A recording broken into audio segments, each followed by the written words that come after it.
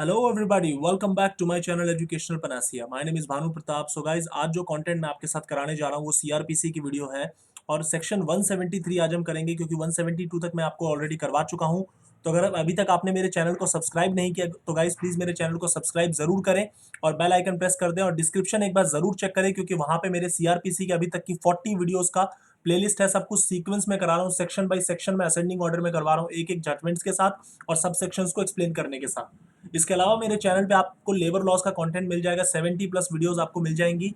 Description में link आप एक बार चेक जरूर करना। तो देखिए, सेक्शन 173 सीआरपीसी का one of the most important section है, क्योंकि इन्वेस्टिगेशन जब आपकी कंक्लूड हो जाती है तो उसके बाद पुलिस एक पुलिस रिपोर्ट बनाती है, और वो जो पुलिस रिपोर्ट है जिसका जिक्र आपको कई बार मिला होगा, वो पुलिस रिपोर्ट 173 के अंदर फाइल होती है, जिसके बाद आपका मैजिस्ट्रेट कॉग्निजेंस लेता है। तो जरा हम पहले पीछे की कहानी समझ लें, जो अभी तक मैंने पढ़ाया है, जो अभी तक 154 से जो मैंने एफआईआर के सेक्शंस आपको बताए, वहां से जरा मैं आपको हिसाब किताब समझाता हूँ। देखिए, मैं अभी यहाँ पे कॉग्निजेबल केसेस की बात कर रहा हूँ। तो जब 154 में एफआईआर दर्ज हुई, तो एफआईआर दर्ज होने के बाद इन्वेस्टिगेशन स्टार्ट हुई। इन्वेस्टिगेशन के बाद विटनेसेस को बुलाया गया, उनके स्टेटमेंट रिकॉर्ड कराए गए। कोई कन्फेशन था, कन्फेशन रिकॉर्ड कराया गया। अगर किसी एक्यूज का कोई कन्फेशन था मजिस्ट्रेट के सामने, कोई स्टेटमेंट थी वो रिकॉर्ड कराई गई। 164 का बयान कराया गया, 161 में विटनेस का बयान कराया गया। चलिए, ये सारा प्रोसेस ऐसे चल रहा था। अब उसके बाद जहां पे लगा कि एविडेंस सफिशिएंट है, तो 170 के अंदर उसको प्रोसीड किया गया कि एविडेंस अगर सफिशिएंट है, अगर इन्वेस्टिगेशन के दौरान पुलिस ऑफिसर को पता चलता है, officer in charge of a police station को पता चलता है, तो वहां पे फिर उसके अकॉर्डिंगली प्रोसीड किया गया। तो अब क्या हुआ है पूरे इन्वेस्टिगेशन के दौरान, उसकी एक एक डिटेल, उसकी एक एक बारीकी डिटेल, कि पुलिस एक रिपोर्ट बनाती है जिसको हम 173 के अंदर पुलिस रिपोर्ट के नाम से जानते हैं। ठीक है, और वो पुलिस रिपोर्ट जब फाइल करी जाती है, तो उस पुलिस रिपोर्ट के आधार पे मैजिस्ट्रेट कॉग्निजेंस लेता है। मैजिस्ट्रेट जो है ना आपका, वो कॉग्निजेंस लेता है। कौन से सेक्शन में लेता है? तो सेक्शन 190 सबसेक्शन 1B। मैजिस्ट्रेट तीन तरीके से कॉग्निजेंस ले सकता है। अगर आपको पता है तो बहुत अच्छी बात है, नहीं पता है तो बता देता हूं। 190 के अंदर मैजिस्ट्रेट या तो कंप्लेंट के ऊपर कॉग्निजेंस ले लेगा, मैजिस्ट्रेट या तो पुलिस रिपोर्ट के ऊपर कॉग्निजेंस लेगा, या फिर मैजिस्ट्रेट सुओ मोटो कॉग्निजेंस भी ले सकता है, मतलब ऑन इट्स ऑन भी ले सकता है। 190 के अंदर क्लियरली ये चीज डिफाइंड है। तो जब हम 173 के अंदर पुलिस रिपोर्ट फाइल करते हैं, जहां पे पुलिस कहती है कि हमारे इन्वेस्टिगेशन से ये पता चला कि इस पर्टिकुलर एक्यूज पे कौन कौन से चार्जेस बनेंगे। चार्जेस कौन से? कि इसने कौन कौन सा ऑफेंस कमिट किया है, हमें ये इन्वेस्टिगेशन के दौरान जब हमने छानबीन करी, हमने बयान दर्ज करे, कन्फेशन दर्ज कराई, स्टेटमेंट दर्ज कराई, मजिस्ट्रेट के सामने कन्फेशन स्टेटमेंट दर्ज कराई, 164 का बयान हुआ, 61 का बयान हुआ, तो उसमें हमें ये पता चला कि यहां पे इसके खिलाफ यही ऑफेंसेस बनते हैं। वो चार्जेस फ्रेम करने के लिए बहुत इंपॉर्टेंट है। जब मैं आगे आपको चार्ज का चैप्टर पढ़ाऊंगा ना, जब मैं आपको आगे चार्ज का 211 से लेकर 224 तक, जब मैं आपको चार्ज का बताऊंगा, जहां पे मजिस्ट्रेट चार्ज को ऐड करता है, अल्टर कर सकता है, सब्ट्रैक्ट कर, ऐड कर, मतलब ऐड चार्जेस को अपने हिसाब से जोड़ सकता है और हटा सकता है। तो उसमें यूजुअली होता क्या है, जब पुलिस चार्जशीट जब फाइल करती है अपनी इन्वेस्टिगेशन कंक्लूड करने के बाद, तो इसीलिए सेक्शन 173 का बहुत ज्यादा रोल है, बहुत ज्यादा सिग्निफिकेंस है, क्योंकि पुलिस रिपोर्ट के अंदर पुलिस वो सारे चार्जेस डालती है जो पुलिस को इन्वेस्टिगेशन के दौरान उस एक्यूज्ड के खिलाफ पता चले हैं, जो कि आपके इंडियन पीनल कोड के चार्जेस होते हैं इनफैक्ट। तो जरा अब हम इसको सेक्शन को sub section by sub section करते हैं। देखिए, सेक्शन 173 सब सेक्शन 1, कोई भी इन्वेस्टिगेशन जो कि इस चैप्टर के अंदर हो रही है, चैप्टर से मेरा कहना है कि ये वाला जो कंप्लीट इन्वेस्टिगेशन, एफआईआर दर्ज होने से लेकर जो कंप्लीट इन्वेस्टिगेशन तक का चैप्टर है आपका, चैप्टर नंबर 12, ये पूरा जो सेक्शन 154 से लेकर आपका 176 तक जो ये चैप्टर है, ये बहुत इंपॉर्टेंट है। तो ये चैप्टर 12 कहलाता है। तो कोई भी इन्वेस्टिगेशन जब इस चैप्टर के अंदर हो रही है, तो उस इन्वेस्टिगेशन को हमें, मतलब ऑफिसर इंचार्ज को, विदाउट अननेसेसरी डिले करना है, विदाउट अननेसेसरी डिले उस इन्वेस्टिगेशन को कंप्लीट करना है। ये जिम्मेदारी officer in charge of the police, officer in charge of the police station की होती है, जो भी इन्वेस्टिगेटिंग ऑफिसर आईओ है उसकी जिम्मेदारी है। ठीक है, अब इसमें एक सब सेक्शन है, सब सेक्शन 1A। हालांकि ये 2009 में अमेंडमेंट इसको डाला गया था, मगर इसको दोबारा अमेंड किया गया है 2018 में। ध्यान रखना है, पेपर पॉइंट ऑफ व्यू से बहुत इंपॉर्टेंट है। ये 2009 में इंसर्ट किया गया है, मगर इसको अमेंड दोबारा से किया गया है 2018 में। तो पहले मैं आपको ये बता देता हूं कि 2009 में ये सेक्शन क्या था। तो 2009 के अंदर ये था कि अगर रेप ऑफ ए चाइल्ड की इन्वेस्टिगेशन हो रही है, अगर किसी चाइल्ड रेप की इन्वेस्टिगेशन हो रही है, तो उस इन्वेस्टिगेशन को विद इन 3 मंथ्स कंप्लीट करना होता था। उस पूरी इन्वेस्टिगेशन को विद इन 3 मंथ्स कंप्लीट करना होता था। कहां की डेट से? फ्रॉम द डेट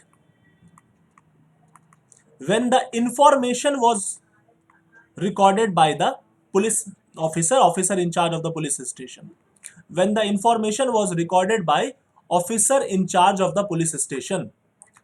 तो यहां से मतलब जब एफआईआर की, मतलब जो इन्वेस्टिगेशन से पहले जब इंफॉर्मेशन रिसीव होती है, जिसके बाद इन्वेस्टिगेशन प्रोसीड होती है, तो वहां से 3 महीने के अंदर आपको अगर रेप ऑफ अ चाइल्ड का केस है तो वो कंक्लूड करना होता था। ये तो है आपकी बात 2009 की। अब आपको इसको अमेंड करके क्या बदला गया वो जरा समझ लीजिए। अब मैं 2018 के अमेंडमेंट बता देता हूं। तो 2018 की जो अमेंडमेंट है वो आपकी इस तरीके से है कि जो भी ऑफेंसेस आपके 376 सेक्शन 376 आईपीसी की बात कर रहा हूं, सीआरपीसी नहीं है ये रेप वाले ऑफेंसेस है सारे। 376A, 376AB, 376B, 376C, 376D, 376DA gangrape वाले ऑफेंसेस है। DDA सारे गैंगरेप वाले ऑफेंसेस हैं। DB, ये सारे अगर इन्वेस्टिगेशन इन ऑफेंसेस के दौरान, मतलब इन ऑफेंसेस के रिगार्डिंग हो रही है, तो उस केस के अंदर जो इन्वेस्टिगेशन है that must be completed with in 2 months. ध्यान रखना, that must be completed with in 2 months. अब यहां पे एक इंटरेस्टिंग बात बता देता हूं कि पहले जो 2009 वाली अमेंडमेंट थी उसके अंदर तो रेप ऑफ ए चाइल्ड बस वहीं तक वो कंस्ट्रेंट था, जो 3 महीने के अंदर जो मैंडेटरी लिमिट थी। लेकिन यहां पे ना जो 376 की इतनी वाइडर कैटेगरी, मतलब ABCD AB DA DAB सारे ऑफेंसेस कवर है, तो उसमें आपका गैंग रेप भी आ जाता है, उसमें नॉर्मल जो आपका कस्टोडियल रेप है वो भी आ जाता है, उसमें 16 ईयर्स से कम की लड़की है उसका अलग से सेपरेट है, उसमें अगर 12 साल से कम की लड़की है तो उसका सेपरेट कैटेगरी है। तो वो सारे ही एक साथ आ गए। और अगर ये ऑफेंसेस के रिगार्डिंग इन्वेस्टिगेशन कंडक्ट करी जा रही है तो उसको विद इन 2 मंथ्स कंप्लीट करना है। ये है आपका 2018 के अमेंडमेंट, याद रखना। तो मैंने आपको 2009 का और 2018 दोनों का बता दिया, क्योंकि अगर आपको पेपर में आएगा तो आप उसके अकॉर्डिंग आंसर अपना फ्रेम कर सकते हैं। अब चलते हैं हम अगली इंपॉर्टेंट डिटेल पे। Section 173 sub section 2। जैसे ही आपकी इन्वेस्टिगेशन कंप्लीट हुई तो officer in charge of police station जो है, ऑफिसर इंचार्ज जो है ये क्या करेगा?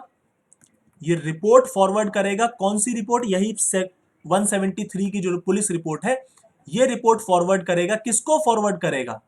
मैजिस्ट्रेट को फॉरवर्ड करेगा, क्योंकि मैंने आपको बताया था कि मैजिस्ट्रेट पुलिस रिपोर्ट पे कॉग्निजेंस लेगा। तो पुलिस रिपोर्ट आपकी एक तरीके की चार्जशीट है। चार्जशीट, यहां पे सारे चार्जेस फ्रेम हो जाएंगे जो एक्यूज के खिलाफ बनते हैं, इन्वेस्टिगेशन के दौरान पता चला है। तो यहां पे सेक्शन 173 सब सेक्शन 2 के अंदर ऑफिसर इंचार्ज की ड्यूटी है कि वो मजिस्ट्रेट को रिपोर्ट फॉरवर्ड करेगा। अब सवाल आता है कि जब वो रिपोर्ट फॉरवर्ड करेगा तो उस रिपोर्ट में क्या क्या डिटेल होगी, क्या क्या बातें मेंशन होगी, जरा उसके ऊपर चलते हैं। देखिए, सबसे पहली बात, पार्टीज का नाम। दूसरा, information, nature of information. Third, person acquainted, जो भी लोग इस केस से जुड़े हुए हैं, जिसको इस केस के बारे में पता है, या फिर जो भी इस केस में विटनेसेस हैं उनके रिगार्डिंग। चौथा और सबसे इंपॉर्टेंट, ऑफेंस कमिटेड, क्या चार्ज बन रहा है कि हमारे इन्वेस्टिगेशन को कंक्लूड करने में हमें पता चला कि इसने मर्डर किया। मान लीजिए इंफॉर्मेशन पहले रिसीव हुई कि उसने मतलब वहां पे 4 लोग मिलके इस व्यक्ति को बहुत बुरी तरह से पीट रहे हैं, तो वहां पे जब पुलिस उस टाइम पहुंची थी तो उस टाइम पे जो ऑफेंस बन रहा था वो ग्रीवियस हर्ट का बन रहा था, मगर 7 दिन 8 दिन के अंदर जब इन्वेस्टिगेशन चली रही थी उसके दौरान उस व्यक्ति की मौत हो जाती है। तो वहां पे जो चार्ज ऐड होगा पुलिस रिपोर्ट में, जब पुलिस एक्यूज के खिलाफ चार्जेस बनाएगी तो वहां पे मर्डर का भी चार्ज बन जाएगा या फिर कल्पेबल होमिसाइड का भी चार्ज बन सकता है वहां पे। तो ये चीज देखनी पड़ेगी कि उस व्यक्ति को, उस एक्यूज को जिसको अरेस्ट किया गया है, उसने क्या क्या ऑफेंसेस कमिट किए हैं, क्योंकि उसी के बेसिस पे फिर मजिस्ट्रेट फर्दर चार्ज को अल्टर करता है सेक्शन 216 में, जो चार्ज के दौरान मैं आपको पढ़ाऊंगा जब मैं आपको चार्ज का चैप्टर पढ़ाऊंगा। अगला कि एक्यूज को अरेस्ट किया गया या नहीं करा गया। एक्यूज को अरेस्ट किया गया या नहीं किया गया, पुलिस रिपोर्ट में मेंशन होगा। एक्यूज को मान लीजिए अगर रिलीज किया गया है, अगर बॉन्ड पे रिलीज किया गया है तो वो विद श्योरिटी है, वो विद श्योरिटी है या विदाउट श्योरिटी है, कैसे उसको रिलीज किया गया है। ठीक है, क्योंकि हो सकता है कि अगर मान लीजिए कॉग्निजेबल ऑफेंस की मैं इन्वेस्टिगेशन कर रहा था और उसके दौरान मुझे पता चलता है कि वहां पे कॉग्निजेबल ऑफेंस कमिट नहीं हुआ, नॉन कॉग्निजेबल ऑफेंस कमिट हुआ है, तो या फिर कॉग्निजेबल ऑफेंस तो कमिट हुआ है मगर बेलेबल ऑफेंस है, तो वहां पे उस व्यक्ति को बेल मिल सकती है। तो बेल में अगर हमने उसे छोड़ा है तो विद श्योरिटी छोड़ा है, विदाउट श्योरिटी, ये बात का जिक्र भी आपको पुलिस रिपोर्ट में करना पड़ेगा। उसके अलावा मेडिकल एग्जामिनेशन की रिपोर्ट, कि हमने जब उसका मेडिकल एग्जामिनेशन किया तो हमें कोई स्वाब, कोई सेमेन सैंपल, तो वो सारी चीजें वहां पे उसके साथ हमें रिकवर हुई नहीं हुई, तो वो चीजें भी हमें यहाँ पे मेंशन करनी पड़ेगी, ध्यान रखना। दूसरी चीज, यहाँ पे जब ये पुलिस रिपोर्ट बन जाएगी तो पुलिस रिपोर्ट बनने के बाद ऑफिसर की ये भी जिम्मेदारी बनती है कि वो ये कम्युनिकेट करे, पुलिस रिपोर्ट बनने के बाद ऑफिसर की यह भी जिम्मेदारी बनती है कि वो ये कम्युनिकेट करे कि उसने क्या एक्शन लिया था जब उसके पास ऑफेंस की इंफॉर्मेशन फर्स्ट टाइम आई थी। जब ऑफेंस की इंफॉर्मेशन फर्स्ट टाइम जब उसको रिसीव हुई, मान लीजिए मैंने फोन किया, किसी ने फोन करके जानकारी दी कि इस पर्टिकुलर जगह पे 4 लोग एक व्यक्ति को मार रहे हैं, तो जब वो इंफॉर्मेशन पुलिस ऑफिसर को रिसीव हुई तो this is the responsibility of the police officer to communicate what action he has taken after he has received the information regarding the commission of a particular offense। तो वो बात भी उसको communicate करनी पड़ेगी, बतानी पड़ेगी। तो ये था आपका सेक्शन 173 सबसेक्शन 2। अब अगली वीडियो जो मैं आपके साथ बनाऊंगा उसके अंदर मैं 173 सबसेक्शन 3 से कराऊंगा। मैं थोड़ा टाइम लूंगा इसको, इस सेक्शन को कराने में, क्योंकि बहुत इंपॉर्टेंट है और इसके जजमेंट्स तो मेरे को कराने ही है। स्पेशली 173 सबसेक्शन 8 जो फर्दर इन्वेस्टिगेशन वाला है वो बहुत इंपॉर्टेंट है। तो thank you so much guys for giving your precious time to me. और 173 सबसेक्शन 2 तक मैंने अभी करा दिया है, अगली वीडियो में हम इससे आगे चलेंगे। तो थैंक यू सो मच।